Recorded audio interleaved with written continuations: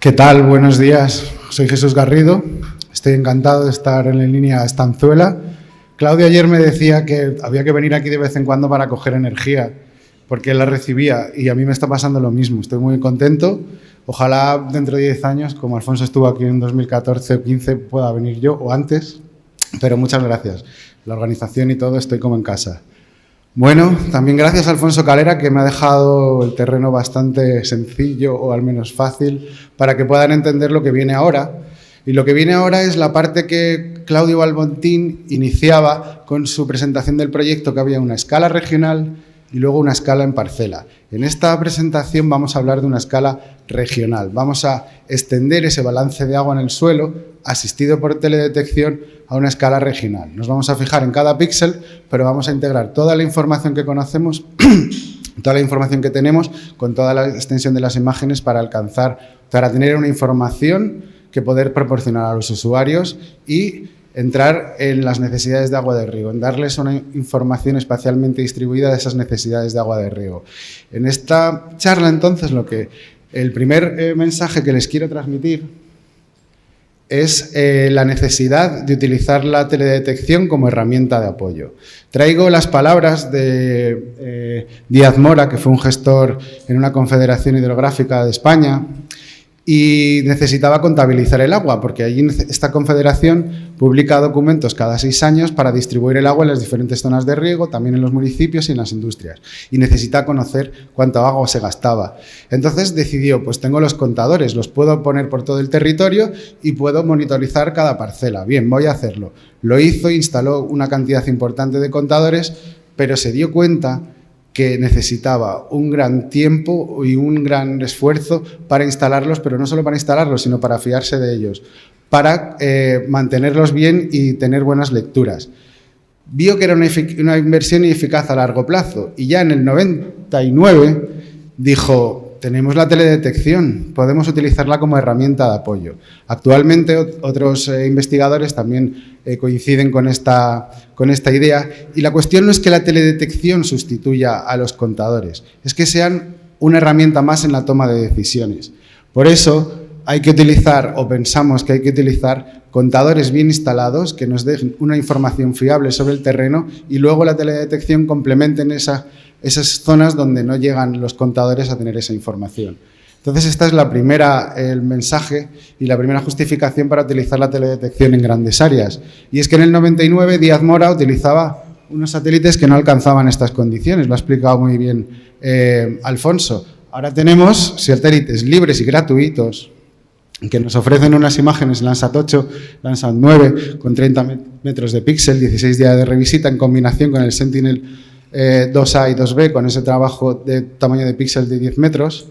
Y entonces tenemos una combinación de satélites que nos permiten perfectamente, como les ha mostrado Alfonso Calera, monitorizar la vegetación.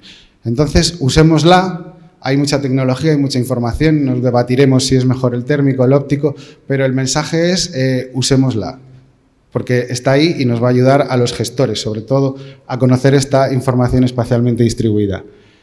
Entonces, el salto consiste en ese idioma común, porque Alfonso lo expresa muy bien, ese manual FAO 56, y yo creo que a lo que diría Alfonso es que nos ha conseguido hablar todos con el mismo idioma.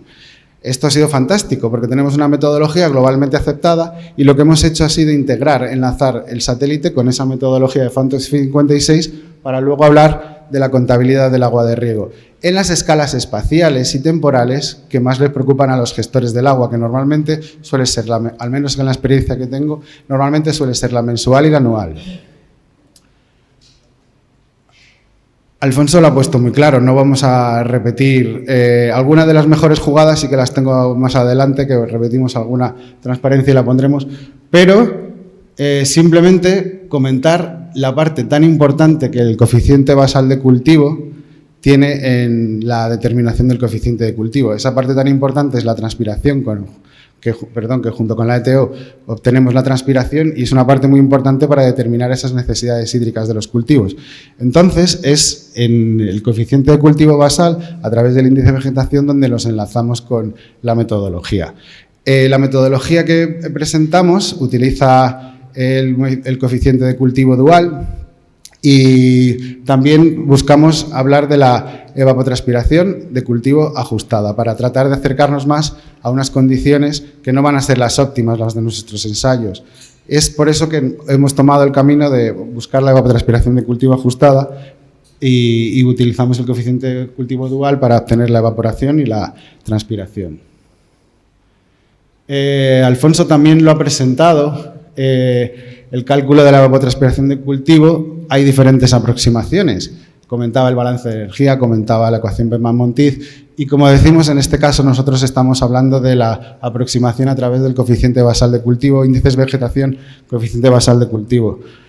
Hay una publicación que también tiene Alfonso y se expresa muy claramente esta similitud entre lo que se conocía con un instrumento muy fiable, el lisímetro de pesada, allá en el 1963 con estos dos cultivos, donde se determinó la evolución del coeficiente de cultivo basal para trigo y la evolución del coeficiente de cultivo basal para maíz.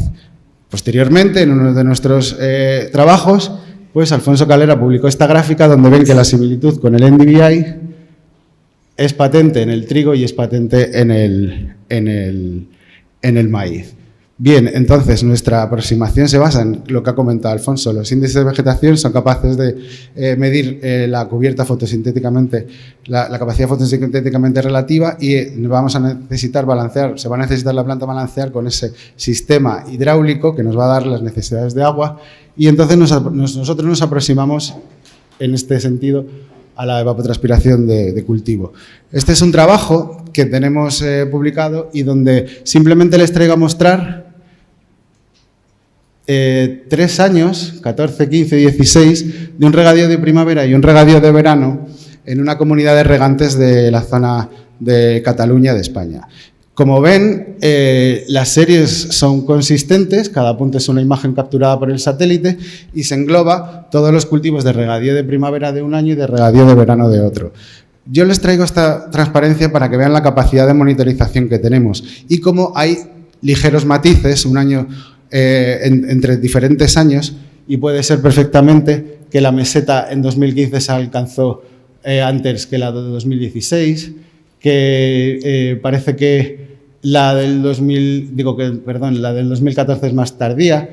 Estas diferencias que encontramos en estas series temporales son cortas, a lo mejor no parecen grandes, pero eso implica un manejo diferente. Año tras año, el paso del satélite y cada imagen que capturamos nos permite trazar y reconocer esas diferencias y monitorizar los cultivos de una forma bastante concreta. Bien, este sería el esquema general de lo que consiste el balance de agua en el suelo asistido por teledetección en grandes áreas. Empezamos con diferentes tipos de insumos. Tenemos lo que ya hemos comentado de las series temporales, en este caso del satélite Sentinel-2A y 2B, y derivamos el índice de vegetación. Entonces, de esta manera ya hemos monitorizado los cultivos en grandes áreas. ¿Qué necesitamos proporcionarle al balance de agua en el suelo asistido por teledetección? Otro tipo de insumos, como son los usos de suelo en regadío. Necesitamos saber qué tipos de cultivos. Anteriormente, para aproximarnos en grandes superficies era complicado, pero la teledetección nos ha ayudado mucho. Tenemos una compañera de trabajo, Irene Arellano, que es una especialista en clasificación de cultivos por series temporales y somos capaces de reconocer qué tipos de cultivos, tras un trabajo previo, pero qué tipos de cultivos puede haber en una zona, sobre todo regadíos de primavera, regadíos de verano, pero en nuestra zona esta especialista ya es capaz de incluso reconocer ajos, de reconocer cebollas, maíces, trigos, es decir, poco a poco nos va dando unas soluciones y la teledetección nos aproxima a tener este tipo de input que son los usos de suelo en regadío. Luego, el balance de agua en el suelo necesita estos inputs climáticos diariamente, la precipitación y la evapotranspiración de referencia. Con las estaciones agroclimáticas, pues hemos ido solucionando y hemos ido resolviendo estas necesidades de datos de entrada.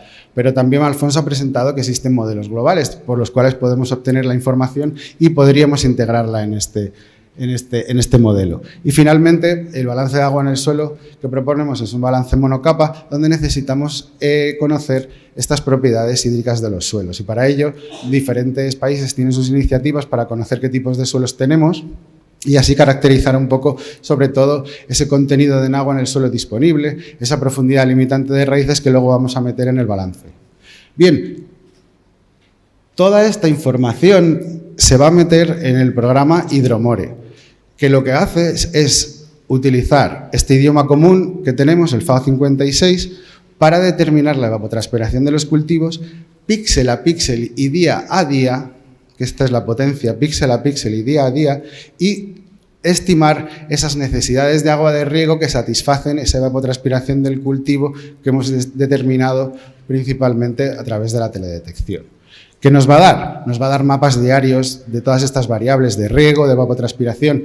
No son manejables a la hora de un gestor. Entonces, lo que estamos haciendo es agregarlas espacialmente a sus unidades de trabajo. Por ejemplo, una comunidad de regantes, por ejemplo, un acuífero, por ejemplo, una cuenca hidrográfica. Y temporalmente también las agregamos, en vez de presentar la información día a día, la presentamos en sus escalas de trabajo. En este caso ya les comentaba que, al menos en mi experiencia, podía ser el mes o el año. Este es el modelo general.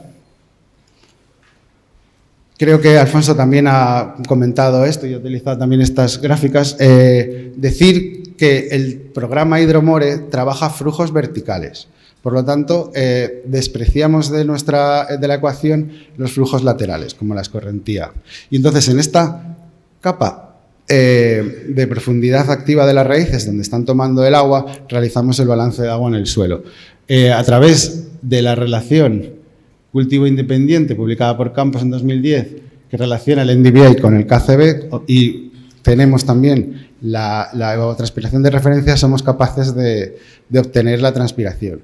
Bien, ahí tenemos a lo mejor una posible pregunta que surgirá al final. ¿Por qué utilizáis una relación cultivo independiente? Si tenemos mucho conocimiento y a lo mejor hay relaciones para otros tipos de cultivos. Me adelanto un poco a la pregunta. Es una relación muy consistente, muy sólida. Alfonso ya la ha expresado. Ya hemos visto que sirve, es muy similar a la que propuso Neil, es muy similar a esa que propuso Neil, pero también el desafío que teníamos de este sistema agroforestal de la dehesa, donde hay encinas, donde hay prados para el ganado, veíamos que también funcionaba bien. Es decir, ha sido robusta en diferentes cultivos, en diferentes entornos y nos permite aproximarnos en grandes superficies a esta transpiración de los cultivos. Podríamos utilizar, el programa está afinado para meter diferentes relaciones, pero también nos hace muy manejables y nos hace ser transparentes. Estamos utilizando una misma relación. Perdón.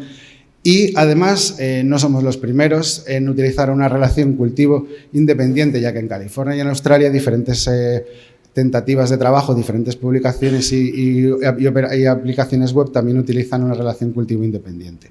Así que esta es la base que nosotros utilizamos para ser homogéneos y transparentes en el proceso.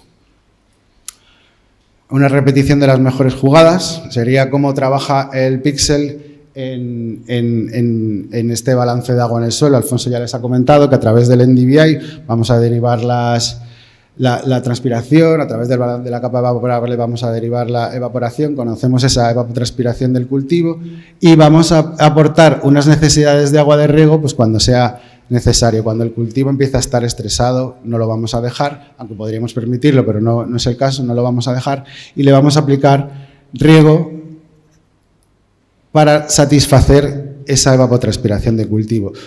Insisto, la potencia es que como tenemos en las imágenes de teledetección, como tenemos las series temporales, lo vamos a poder aplicar en cada píxel, pero a lo largo de grandes superficies. Por ejemplo, la España peninsular. Es un croquis porque se ven difuminados los píxeles, pero con el balance de agua en el suelo asistido por teledetección a lo largo de toda una campaña de riego, obtenemos finalmente una información cartográfica espacialmente distribuida de esas necesidades de agua de riego que han tenido en la España peninsular esas 3.600.000 hectáreas de cultivos regados aproximadamente que hay en España. Y esto lo hemos podido hacer para 5 años. Ya les presentaré más adelante resultados. Bien, tenemos esta metodología, tenemos este programa. ¿Somos fiables? Pues había que verlo.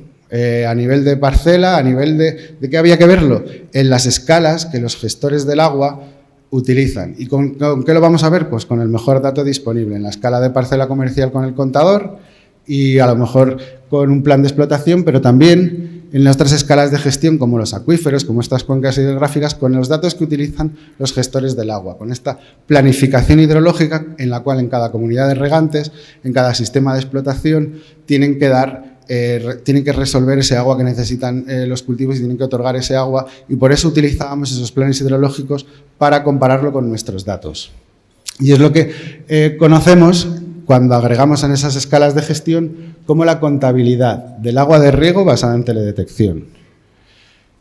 Esto lo validamos en estas diferentes escalas, en diferentes artículos y en diferentes escalas temporales, en la parcela comercial y la comunidad de regantes, utilizando el mejor dato disponible, que era la lectura de los contadores y su plan de explotación, lecturas piezométricas en un caso de un acuífero donde el agua de riego provenía de esas aguas subterráneas, o bien a lo largo de 5 años, 60 meses, con estos planes hidrológicos de cuenca en esas escalas que ellos tienen como los sistemas de explotación, la unidad de demanda agraria, escalas de gestión de los gestores en la España peninsular, en la España, perdón, total.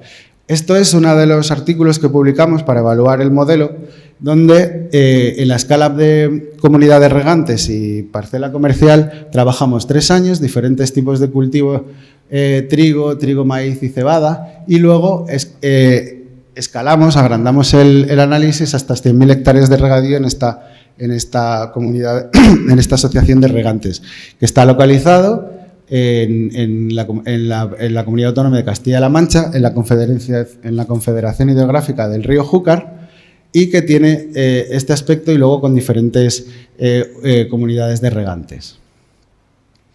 Aquí les presento en la escala comercial, cuando pudimos obtener los datos de los contadores, para estos 3 años, represento en el eje horizontal el agua declarada por los agricultores, el promedio del agua declarada para cada año, para cada cultivo, que declararon los agricultores a través de sus contadores. Y en la escala vertical, lo que detectamos, lo que calculamos con la teledetección. Tenemos el trigo y el maíz que se ajustan bastante bien en su promedio, con una desviación horizontal más grande en el caso del manejo del agua de los contadores y más pequeña en el caso de la teledetección, pero sobre todo les indico estas diferentes necesidades porque están adaptadas a la climatología que ese año ocurrió. 2010 fue un año más húmedo y 2012 fue un año más seco, mayores necesidades de agua de riego para llegar a esas condiciones que necesita el cultivo. Y lo mismo con el maíz. La cebada, lo que nos ocurrió es que la cebada no se riega en todas sus necesidades y por lo tanto tuvimos ahí los mayores errores con la cebada, ¿vale? Pero sin embargo con el trigo y con el maíz sí que pudimos ajustarnos bastante bien. Este análisis lo extendimos a esas 100.000 hectáreas en diferentes tipos de grupos de cultivo, como la primavera en azul, el verano en naranja, doble cosecha, un trigo y un maíz, y la cobertura de la alfalfa o otro cultivo leñoso, con unos buenos ajustes, unos buenos incertidumbres que tenemos aquí y que nos empezaban a dar mayor credibilidad a lo que estábamos comentando. Bien, este es el otro trabajo que realizamos a lo largo de 5 años en la España peninsular y dimos respuesta a una necesidad del Ministerio de Agricultura de conocer, de aproximarse a qué podía ofrecer la teledetección y para ello pues, monitorizamos durante 5 años estas 3.600.000 hectáreas que hay en España y dimos unas necesidades de agua de riego al mes y al año para dar esa respuesta y para tener esa cartografía espacialmente distribuida. ¿Cómo comparamos nuestros resultados? Pues utilizando esta normativa, estos planes hidrológicos de cuenca que es necesario publicar cada 6 años y comparamos nuestros resultados con los datos, con la gestión que hacen los gestores del agua en estas 11 cuencas hidrográficas. Voy a destacar la del Duero y la del Júcar, que es donde voy a traerles los datos. Y aquí les presento unos datos que están agregados a escala mensual a lo largo de estos 5 años para una comunidad de regantes, regadíos del canal Júcar-Turia, en la demarcación hidrográfica del Júcar. ¿Qué ven aquí? Ven datos mensuales. La parte gris que está por detrás son los datos mensuales que estima la Confederación Hidrográfica para esa comunidad de regantes. ¿Cuánto agua necesita? Bien, luego tienen en la parte de la derecha la precipitación que ocurría, porque ahora la necesito explicar, y luego la línea de puntos blancos con la línea negra, los puntos blancos con la línea negra, es nuestra estimación mensual de las necesidades de agua de riego, que como ven tiene mucha similitud con la serie gris que aparece por debajo, pero está integrando las condiciones climatológicas, en este caso de este input tan importante de la precipitación en los cultivos de regadío. Aquí tenemos en un mes para nosotros con mucha demanda de agua, que es el mes de junio, como en el junio del 2018, una fuerte precipitación, pues el modelo estimó menores necesidades. Estas diferencias, estos matices son los que nos hacen aproximarnos a esa contabilidad espacialmente distribuida e integrarla con lo que está realmente ocurriendo. Y con esto paso ahora a otra escala de gestión que tienen estos planes, que es la de los sistemas de explotación. En un sistema de explotación, para entendernos, pues habría como 10 comunidades de regantes, hay más, pero es como, entonces, las cuencas hidrográficas están organizadas en diferentes sistemas de explotación, aquí algunos nombres, Bajo Duero, Órbigo, Tormes, en fin. Y lo que presentamos aquí es en el eje horizontal, en ambas gráficas, para el Duero y para el Júcar, la estimación que los gestores del agua hacían para estos sistemas de explotación anualmente para este promedio, y en el eje vertical lo que le presentamos es el promedio de nuestros 5 años de trabajo determinado con la teledetección. Como ven, hay un buen ajuste y tenemos unas incertidumbres del 20 o del 15% en ambas cuencas hidrográficas. Esto nos hace tener pues, mayor fiabilidad en lo que estamos haciendo, nos hace empezar a confiar. El trabajo fue muy bien aceptado. Y este tipo de cartografía que presentamos, aquí les presentamos un agregado anual para, no me acuerdo qué año, pero bueno, en una parte de la zona regable del Bajo Jalón en el Ebro, donde se puede apreciar diferentes tipos de pívot, parcelas, diferentes necesidades de agua de riego espacialmente distribuidas, cartográficamente presentadas, o esta otra zona, el detalle de la zona de páramo y páramo medio en el Duero. Bien, esto es un ejemplo y se puede consultar en lo que ahora el Ministerio de Agricultura en España tiene en lo que él ha llamado espacio SIAR. Es otra web GIS donde podéis seleccionar el año, podéis seleccionar el mes, podéis seleccionar tipo de capa que queremos ver, las necesidades de riego anual o las necesidades de riego mensual.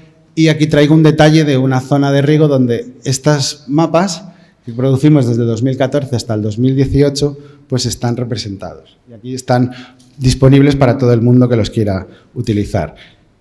Recientemente, hablando con un gestor de Conferencia Hidrográfica, también pusieron estas series temporales y me decía que las estaban utilizando como apoyo, lo cual es perfecto porque es lo que queríamos. No estamos dando la verdad absoluta, pero estamos dando una información que es a donde quiero llegar, que trata de incrementar la eficiencia, no la eficiencia en voy a regar con una mejor eficiencia, en la eficiencia de la toma de decisiones. Tengo más información, puedo tomar unas mejores decisiones. Y esta es la parte del modelamiento regional que tratamos de hacer en el proyecto que hemos tenido. Otros ejemplos en la cuenca hidrográfica del Júcar, otros ejemplos en una cuenca hidrográfica en Grecia. Este ejemplo ahora mismo está siendo utilizado también por 5 minutos. No, ponía 1 hora y media. Si es que no he empezado con el proyecto.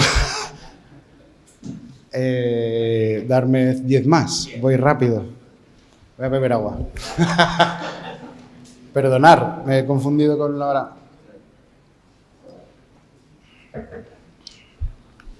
Perdonar, voy a ir un poco más rápido entonces. Bueno, esta la ha presentado ya Claudio Balmontín, nuestro director de proyecto. Tenemos diferentes zonas con diferentes climas.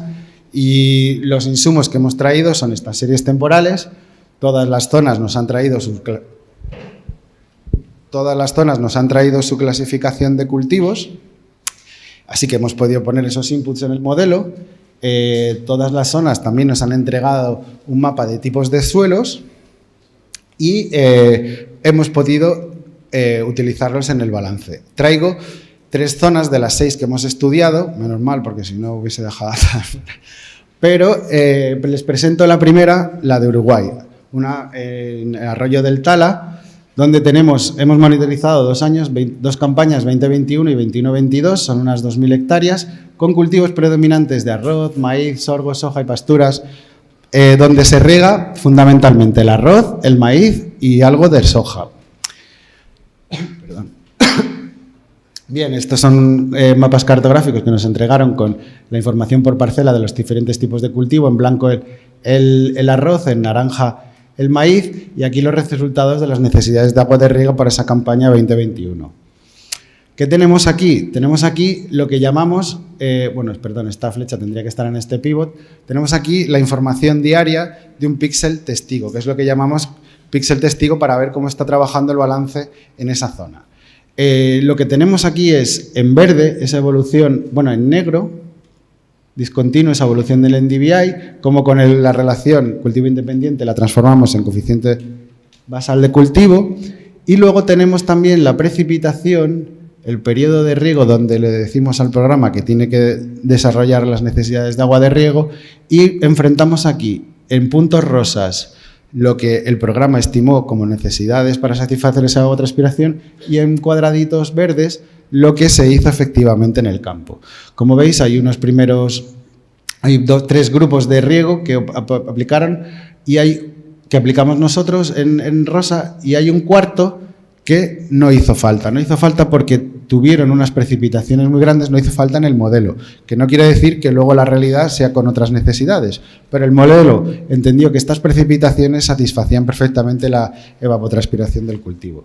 Tenemos algunas límites, en el fondo tenemos ellos aplicaron una lámina de 204 milímetros, el modelo estimó en neto, se me ha olvidado decirlo que lo que estimamos es en neto, luego hay que pasarlo con la eficiencia del riego a bruto, y estuvimos por encima en 267.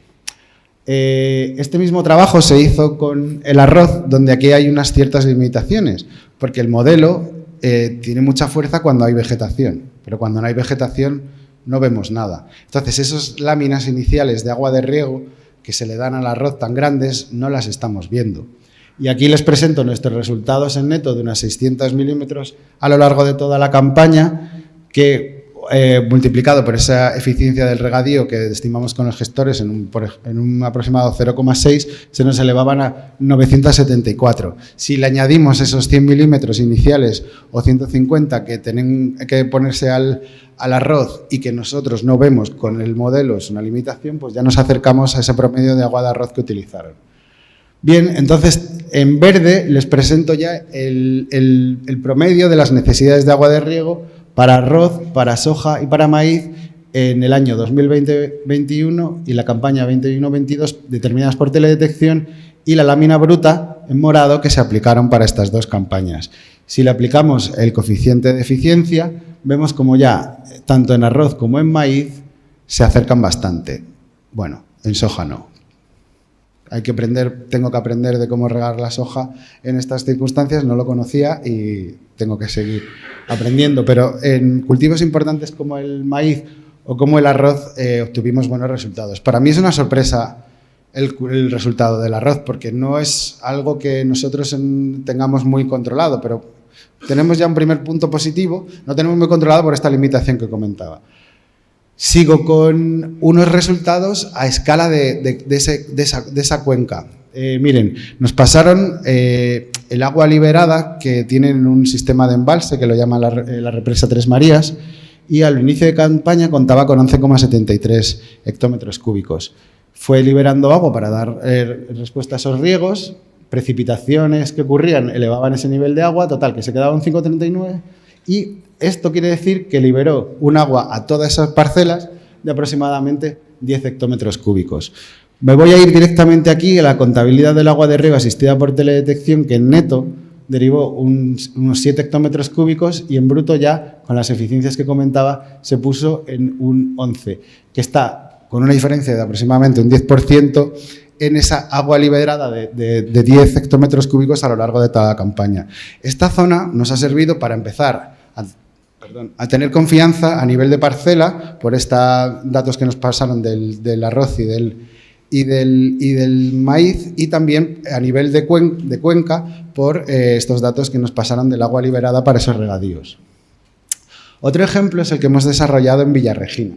en las campañas de riego 2021 y 21-22, con unas aproximadamente 7.000 hectáreas y teníamos unas escalas de gestión de los tomeros y unas parcelas de testigo de pera y de manzana, porque es una zona donde mayoritariamente se cultivan frutales de pera y manzana, ¿vale? Contamos con la ayuda del INTA Alto Valle y del Consorcio de Regantes de Villarregina, inestimable. Una buenísima colaboración, mucha disposición y nos han ayudado muchísimo, ayudado y trabajado. Bien, este es un mapa de clasificación que nos entregaron con todo el morado, los cultivos de pera y manzana y aquí una ampliación de estas dos parcelas testigo. En una de las parcelas testigo, en la del Peral, pudieron instalar un sensor de humedad, que es esta línea verde, el contenido de humedad medio en diferentes profundidades que estaba instalada la sonda, de 0,2 a 0,6, y este es su contenido de humedad medio, ¿vale?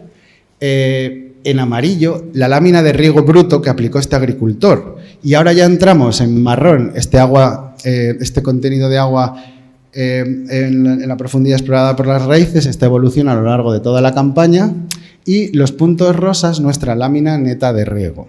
Como veis, tenemos una muy buena aproximación en estos 4 primeros riegos. El modelo no me va a dar el mismo día que riega el agricultor. No es posible y dudo que haya muchos modelos que puedan hacer eso porque no es posible. Pero sí nos da una aproximación muy buena de cuándo se regó, salvo en esta parte, que tuve que aprender que cuando se cosechaba la pera cortaban el riego para luego dar un riego más adelante después de esta cosecha. Nosotros lo dábamos a principio de marzo, ¿vale? Y ellos lo daban más adelante. Bueno, nosotros estimamos que el agua era insuficiente ya para esas necesidades de evapotranspiración de la pera y lo dábamos antes y a lo mejor el agricultor no podía darlo antes porque había otro sistema de turnos o lo que fuese, pero bueno, ahí tenemos una desviación. Nos empezábamos a ganar confianza en lo que estábamos haciendo en esta zona y agregamos todas las imágenes mensuales para tener los resultados por campaña de estas 2 campañas. Yo aquí les presento en vertical las necesidades brutas de agua de riego utilizando diferentes eficiencias, las necesidades, brutas de agua de riego estimadas por teledetección utilizando diferentes eficiencias, desde un 0,60 hasta un 0,26. Y los grupos de los puntos, lo que son los diferentes zonas de gestión de los tomeros, que que agregando toda esa información espacialmente distribuida a esas áreas de gestión de los tomeros, nos daban que parecía ser que con una eficiencia del 0,4 nos ajustábamos al agua bruta que hubieran utilizado los tomeros. Si lo agregamos a toda la cuenca, lo que tenemos son diferentes, utilizando diferentes eficiencias, diferentes agua bruta. ¿Con cuál nos quedamos?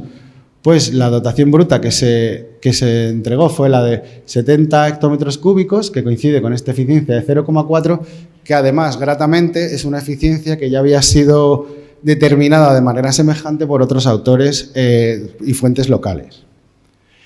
Bien, por último, creo que me he pasado completamente, pero ¿puedo presentar el caso de Chile? Vale. El caso de Chile ya subimos a una escala de gestión, ya pasamos a 15.000 hectáreas, 3 campañas de riego y donde hay una zona diferenciada de tipos de cultivos. Que la diferencia la altitud en este embalse que se llama embalse Puclaro y tenemos arriba cultivos leñosos, la viña y algún otro leñoso como cítrico, que sí que está más repartido, pero arriba sobre todo tenemos la viña y en la parte inferior, aguas abajo del embalse Puclaro, tenemos ya hortícola de ciclo corto, que es cultivado en estas zonas verdes y algo también de cítricos, ¿vale?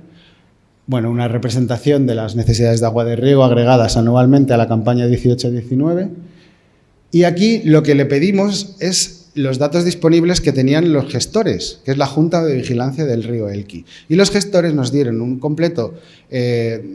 información muy completa del agua que discurría por, digamos, los canales, los ríos, del río Turbio, el agua que discurría por aquí, el río Claro. Entonces, cada color es una unidad de gestión. Yo les voy a presentar los resultados a escala mensual agregados para río Turbio, Elqui sobre Puclaro, recuerden que es sobre todo viñas, y luego les voy a presentar los resultados a escala mensual de Elqui Bajo Puclaro y de Estero Culebrón. ¿Qué tenemos aquí? Pues el volumen mensual en neto de lo que determinó la teledetección desde 2008 hasta 2021. Tenemos una parada de riego, pero hay unas curvas donde su máximo se alcanza aproximadamente, creo que es en enero, diciembre de cada año, ¿vale? Sí, hablando con los gestores nos dijeron que una eficiencia global del sistema podría ser un 0,5, pues ahí ya ven, la línea rosa es la anterior, enfrentamos en la línea azul el riego bruto determinado por teledetección con el riego, la lámina bruta que llevaba esos canales, ¿vale? Bueno, pues parece que tenemos unos máximos que coinciden, una distribución temporal, pero parece que hay unos meses donde el canal lleva agua y no hay necesidades de riego, y lo mismo nos pasaba con Elqui sobre Puclaro. Bien, seguimos porque voy a desvelar luego qué pasaba aquí. Ahora estamos aguas abajo del embalse Puclaro, en dos zonas de gestión, ¿vale? El pan de azúcar abajo y el río Elqui. Estas de nuevo las necesidades netas mensuales para cada mes de las 3 campañas, y aplicando una eficiencia vemos que ahora el bruto de agua de riego que estimamos queda por debajo de la lámina que lleva este canal. ¿Qué está ocurriendo? Claudio Balbontín, que siempre ha estado muy cerca de mí a lo largo de todo este proyecto, y con los gestores nos dijeron, bueno, es que este canal lleva agua para otros usos, no solo es para agua de riego, lleva los usos industriales, lleva los usos municipales. Entonces, tú lo que estás viendo es que eficientemente tienes que estar por abajo, porque tienes que tener en cuenta otra agua que lleva el canal. Ah, muy bien, pero claro, ¿qué pasa en pan de azúcar? Es al revés. Ahora estamos por encima nosotros. Aquí no lo hemos hecho nada bien. No, lo que ocurría es que en pan de azúcar el agua superficial se complementa con agua subterránea, y los datos que tenemos es de agua superficial, la línea azul oscura. Entonces, estas necesidades brutas de agua de riego que sobreestimamos en relación a las aguas que llevan por el canal son las que les han aplicado estas bombas y que ha tenido cada agricultor, y por eso estamos por encima. Bien, si distribuimos toda esta información de todos los sectores, de todos los meses, y los enfrentamos con las que tenemos de los canales, sin quitar los usos industrial y municipal, tenemos esta relación con un coeficiente de 0,73, donde estamos infraestimando. Pero si ahora le restamos esos usos municipales y esos usos industriales, pues estamos con una mejor relación que se aproxima más a valores esperados de estos tipos de error, de una incertidumbre de un 20% aproximadamente. Bueno, imágenes de lo que hay. Conclusiones. Bueno, pues que tenemos un software Hidromor que hace un cálculo diario de este balance de agua en el suelo, que podemos, utilizando las escalas de los gestores, hacer una contabilidad del agua de riego asistida por teledetección, y lo que estamos generando es cartografía temática del regadío como herramienta complementaria. Y el mensaje final es volver a Díaz Mora, ojalá hubiese por aquí más gestores, pero bueno, nosotros desde nuestra parte es implicar a los gestores, implicar a las autoridades de que hay una herramienta, de que hay una información y de que eso va a mejorar nuestra eficiencia del uso del agua. Me encantaría que todo el mundo utilizase esta herramienta, pero dentro de cada zona pues habrá una herramienta más preferida. Esta es válida, esta se puede utilizar, está disponible, y sobre todo el mensaje es: gestores, decisores políticos, utilícenla, que tenemos información cartográfica y que podemos utilizar para mejorar su eficiencia en la toma de decisiones. Muchas gracias, Claudio.